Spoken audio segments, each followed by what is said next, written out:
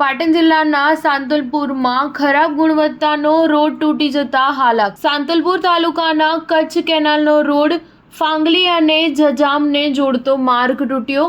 Siphon નજીકનો road તૂટી જતા વાહન ચાલકો અને રાહદારીઓને ભારે હાલાકીનો સામનો કરવો પડે છે. ગ્રામજનો દ્વારા અનેક રજૂઆત બાદ કોઈ નક્કર પગલાં લેવામાં નહીં આવતા લોકોમાં ભારે રોષ જોવા મળ્યો છે. કચ્છ કેનાલનો ફાગલી ગામથી જજામ તરફ જતો ડામર રોડ ઉપર ઠેર ઠેર મસમોટા ગાબડા પડી ગયા છે. આ માર્ગ પર અનેકવાર બાઇક ચાલકો અકસ્માતનો ભોગ બની રહ્યા છે.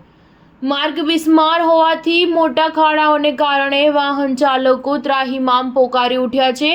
બાઇક ચાલકો ઘણીવાર આ માર્ગ પર પટકાતા હાથ પગ ભાંગ્યા હોવાના કિસ્સા પણ બન્યા છે. રોડ પર મોટા ખાડાઓને કારણે પસાર થતા વાહન ચાલકો અને ખેડૂતોને પારાવાર હાલાકીનો સામનો કરવો પડી રહ્યો છે.